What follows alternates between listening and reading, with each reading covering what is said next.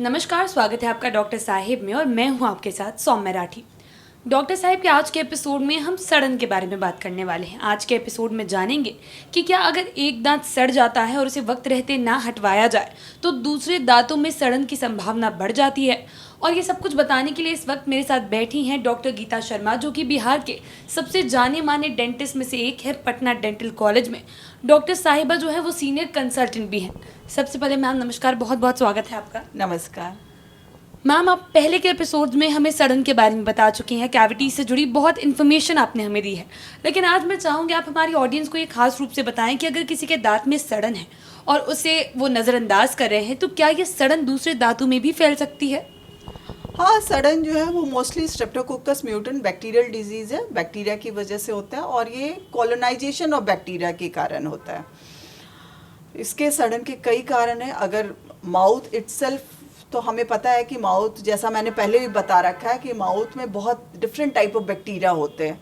But अगर कोई poor oral hygiene है, अच्छे से क्लीन नहीं कर रहा है, मेंटेन नहीं कर रहा है, तो वहाँ पे ये बैक्टीरिया जो है वो इन्फेक्ट कर देते हैं।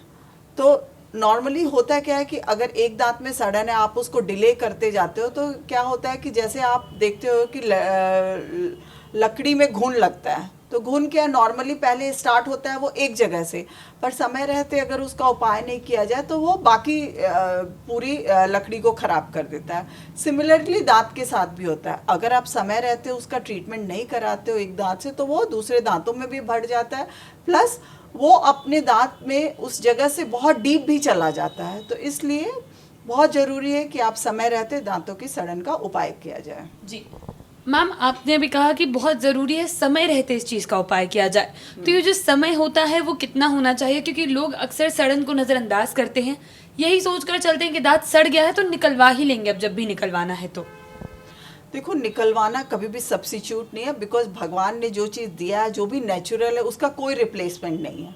चाहे हम लोग सभी टेक्निक यूज़ करते हैं। आजकल साइंस काफ़ी एडवांस हो गया है। We have the technique, implant करते हैं, क्राउन है, लेकिन कितना भी कुछ किया जाए वो कभी नेचुरल को सब्स्टिट्यूट नहीं कर सकता है। तो इनिशियली जो सड़न होता है वो स्टार्टिंग में जस्ट डिस्कलरेशन होता है, ब्लैक कलर का आपको स्पॉट दिखता है। उस स्टेज पे भी अगर आप डेंटिस्ट के पास नहीं जाते हो, आप डिले करते हो, तो वही कैविटी में बदल जाता है। वो आपको कैविटी फील होता है। कैविटी में भी, कैविटीज वाले स्टेज पे भी काफ़ी टाइम रहता है। अगर आप उसमें पेन नहीं होगा, बट इन केस उस स्टेज पे भी आप डेंटिस्ट के पास नहीं जा रहे हो, आप डिले ट्रीटमेंट कर रहे हो, तो उसके बाद वो नसों तक पहुंच जाता है। वहाँ पे पेशेंट को सिवियर पेन होता है। दैट टाइम पेशेंट वो उसके कंट्रोल में नहीं होता है, then he will run to the dentist. But problem ये होती है कि जब आप इनिशियल स्टेज में आते हो तो नॉर्मली फिलिंग से इस चीज़ को ठीक किया जा सकता है।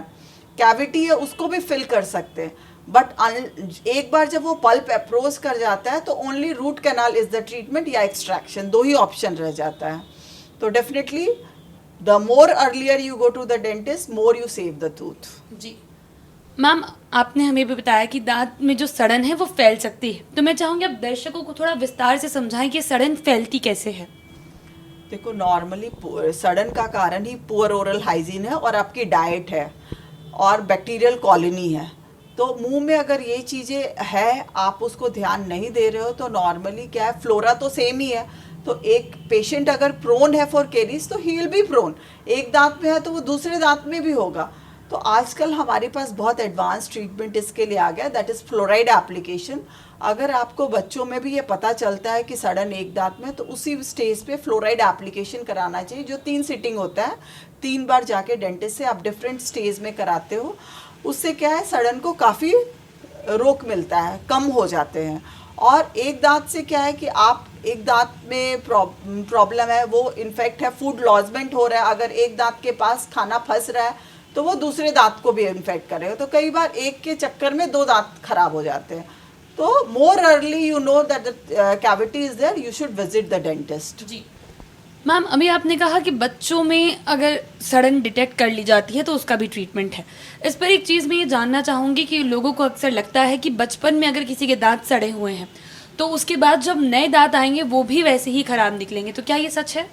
नहीं, ऐसा कोई ज़रूरी नहीं है, बट नॉर्मली जो हैबिट होता है वो पेशेंट में, और कई बार ओरल कैविटी किसी के मोर प्रोन फॉर केरीज है, बिकॉज सिमिलर टाइप के डाइट अगर 2 लोग ले रहे हैं तो किसी के मुंह में केरीज होता है, किसी में नहीं हो रहा है। नॉर्मली होता है कि क्या कि सुगरी अगर खाना कोई फास्ट फूड ज़्यादा खा रहे हैं तो उसमें चांसेस होते हैं, बट दूध के दांत का भी ट्रीटमेंट, प्रॉपर ट्रीटमेंट करवाना चाहिए ताकि परमानेंट टूथ जो है वो सही से आए। तो definitely you should visit the dentist and get the primary teeth corrected properly. जी, उम्मीद करती हूँ कि डॉक्टर साहिबा ने जो बातें बताई हैं आपने उन्हें ठीक तरीके से सुना और समझा होगा। इसी के साथ जल्द मुलाकात होगी अगले एपिसोड में। तब तक के लिए अगर वीडियो को फेसबुक पर देख रहे हैं तो पेज को लाइक करें, यूट्यूब पर देख रहे हैं तो चैनल को सब्सक्राइब करें। कमेंट सेक्शन या मेल बॉक्स के माध्यम से आप हमें बता सकते हैं कि डॉक्टर साहिब से आपके और क्या सवाल हैं। धन्यवाद।